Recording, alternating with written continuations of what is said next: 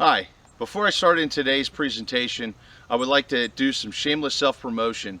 There is a veteran benefit coming up at the Keystone Fish and Game Association in Shamokin, Pennsylvania.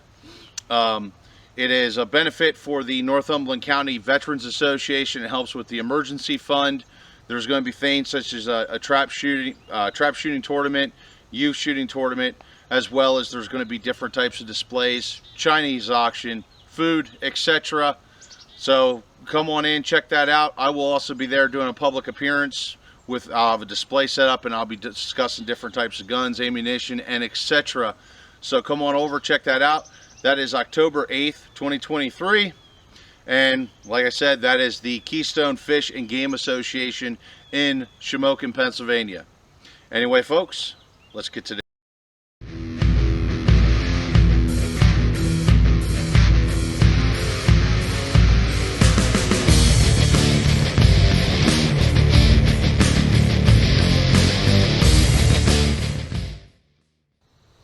Welcome back, ladies and gentlemen, to Grumpy Viking Tactical. I am your host, the Mighty Bjorn, and today for you, I'm going to be trying to put a sleeping dog to rest. That didn't make sense, did it? Who cares? We're going to roll with it this time. But essentially, I want to take and I want to compare porting to weight. And I know this is done before everybody kind of like, you know, wants to shut off the video or say come up with an original idea or whatever else they want to come up with. But there's one big problem I see with a lot of the guys that's actually doing these said videos, and essentially it's not the experiment itself. I feel the experiment itself is pretty good and pretty sound, but I think the problem is the equipment they're using. A lot of the times what I'm seeing with people that are doing the weighting versus port thing is they'll have like a revolver that's got a 4-inch barrel that's ported, and then they'll have a revolver that's got a 5-inch barrel, and that's it's the non-ported, it's the gun with the weight, if you will. And I always personally felt that barrel length did actually have a little bit to do with the felt recoil that you get, particularly out of revolvers. Now, I really don't know if 1 inch of barrel length really makes a difference, but to kind of see if it does, I have 2 revolvers out here today with me that's got 6-inch barrels. And I got these 2 guns as close as I could, with the one revolver here being lighter than the heavier revolver. Of course, the lighter revolver is ported. And this is a Rossi 971, and it does have porting. Not all 971 Rossi 971s has ported barrels. This one does. This one also is built with a little bit of additional weight along the tip of the barrel to actually add additional weight, and it makes for, honestly, I feel this is a pretty good revolver. I use it for hunting and other things of that nature. And then I got myself a bit of an antique here. This is actually a 3-screw Ruger Blackhawk chambered in 357. This thing was produced, if I remember correctly, going over the records. I understand the records are kind of hard to get on a revolver this old because they haven't been digitized. But they gave me a window between, I believe, if I remember correctly, 1966 and 1968 is when this revolver was produced. So, and this one is the heavyweight. There's no porting, no fancy stuff to it. It is just an old school single action revolver. That being said, the Ruger Blackhawk is just an amazing boy. This one's seen quite a bit of use over the years. So, now the difference in weight is actually, in my opinion, quite a bit. As last night when I weighed this revolver in, this is the Rossi, this weighed in at 2 pounds 5 ounces. Now on the same scale, the Ruger Blackhawk weighed in at 2.11 ounces. So this one's about 6 ounces heavier than the Rossi. That being said, it is definitely a noticeable difference in weight. Now for ammunition, I'm going to be shooting 2 different types of ammunition here. First, I have a box of 38 specials, and these are loaded they're not loaded to quite plus P, but they are loaded a little bit spicier than a standard 38 special. And that's because this is a 158 grain semi-jacketed hollow point, which I'll give you a close up here, a little bit of the bullet itself.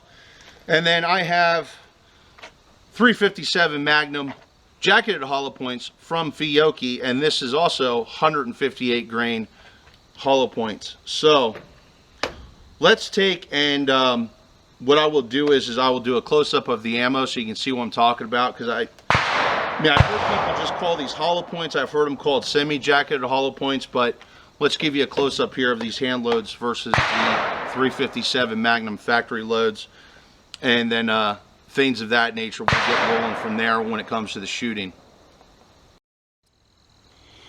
Alright folks, so here's a close-up of the bullets I'm using. The nickel-plated brass here is the 38 special, and then the yellow brass is the Fiocchi 357 Magnum.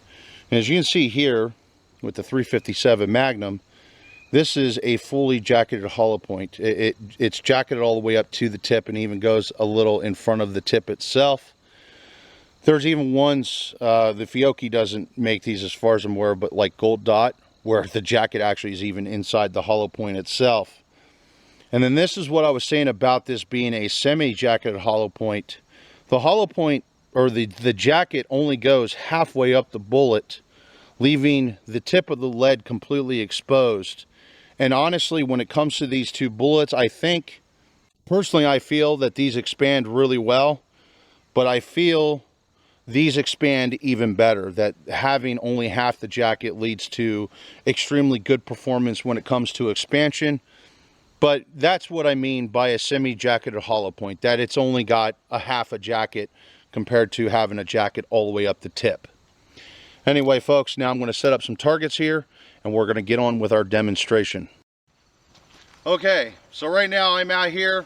I have the 357 Magnum Ruger Blackhawk, and I have this loaded right now with the 38 special ammo.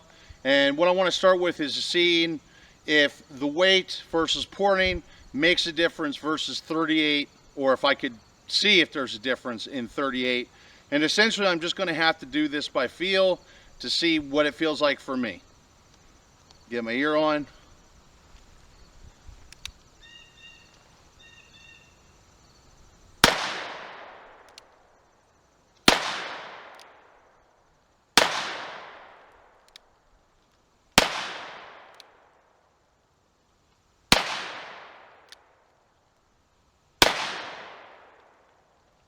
And I believe that was the last shot, and that is correct. Okay, now let's go grab the Rossi 357 Magnum, and then I'll give you my thoughts on if I notice a difference with 38 special. Okay, now I have the Rossi 971. This also has the 6-inch barrel, but this is lighter, but it's got a ported barrel. And I also have this loaded with 38 special.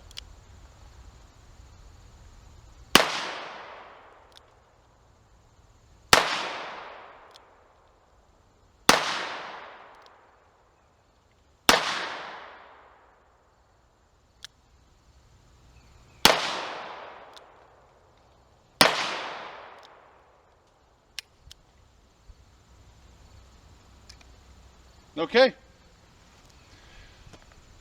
Now what I'm going to do is I'm going to load up with the, going to load up both guns with the 357 Magnum, and then I'm going to give. Okay, now we're loaded up.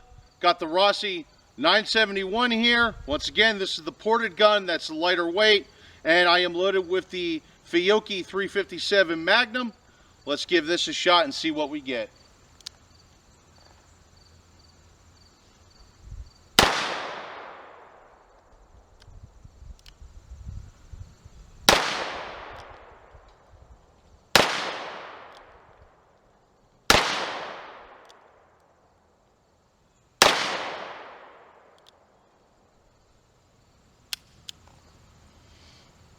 Okay, now I'll go get the Ruger Blackhawk here, which is the heavier revolver, also loaded with 357 Magnum, and then I will give you.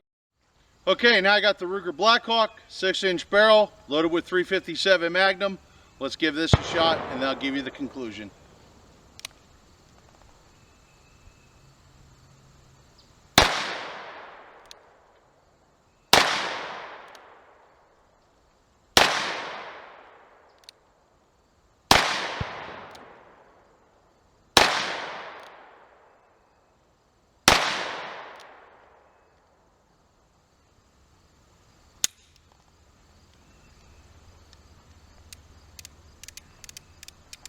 Okay, let's get to the conclusion. So now the conclusion here. So I shot 6 shots with both revolvers with the 38 special, and to be honest here, between the two, while it wasn't like a lot of felt recoil or kickback from shooting, I feel that the weight actually outperformed the porting. I could just feel a bit more kickback. And I also noticed a bit more barrel rise out of the Rossi here, which is the lighter handgun with the porting, versus the Ruger Blackhawk, which is a much heavier gun, weighing in actually about 6 ounces heavier than the Rossi does. So I felt actually the weight definitely made a difference when it came to shooting the 38 special. Would it be a huge difference? Well, I'll let you be the judge. Me personally, after doing the shooting, I would argue no. It's not really that much of a difference. And honestly, the fact that this is a double action revolver versus single action kind of outweighs everything on that end. Now, when it came to the 357 Magnum, I felt like I was going to get fairly similar results on that. The Ruger Blackhawk, the weight of the Ruger Blackhawk was going to actually outperform the porting of the Rossi 357 Magnum. However, I would argue no, that is actually not the case whatsoever. And I suspect what that has to do with is the porting relies on gas for it to work, and it helps, the gas helps keep the barrel in position. And when it came to the two revolvers, I felt they were actually fairly equal, with the porting actually maybe having a slight advantage over the weighted revolver. But that being said, once again, was it a huge difference?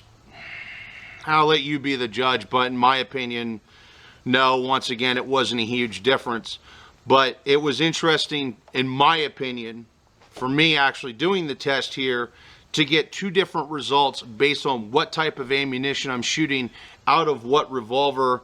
And at the end of the day, when it comes to shooting 357 Magnum, me personally, I really don't use this Ruger Blackhawk much anymore. We used to shoot, my dad and I used to both shoot competition with this revolver, and it's seen a lot of use and a lot of wear over the years. And essentially, this is probably the first time in 25 years that revolver's been shot. It's kind of become a safe piece, a collector's piece in the family. Because, well, at this point, it's pretty much an antique. It's actually old enough for AARP. Where the Rossi here, being a double action revolver, being a swing out, it's just a better overall revolver for more modern circumstances, if you will. And yeah, you know, with the test results showing what it shows, I actually do feel when it comes to shooting 357 Magnum that actually the porting is a better option over weight. Anyway, folks, thank you very much for tuning in. I also want to give a quick shout out to the Patreons who gives the channel a bit of a budget, helps with ammo and things of that nature.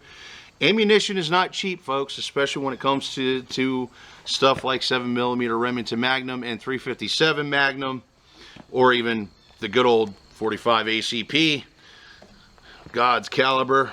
But also, I really want to say thank you really quick to the people who watch the videos, enjoy the videos, likes them, comments on them, shares them around. That helps me cuck the YouTube algorithm, because apparently the YouTube algorithm is into that sort of thing. I don't know why anyone would want to be into that, but hey, YouTube does what YouTube wants to do. Anyway, folks, thanks again for tuning in. Hopefully you all enjoyed this video, and have yourself a wonderful day.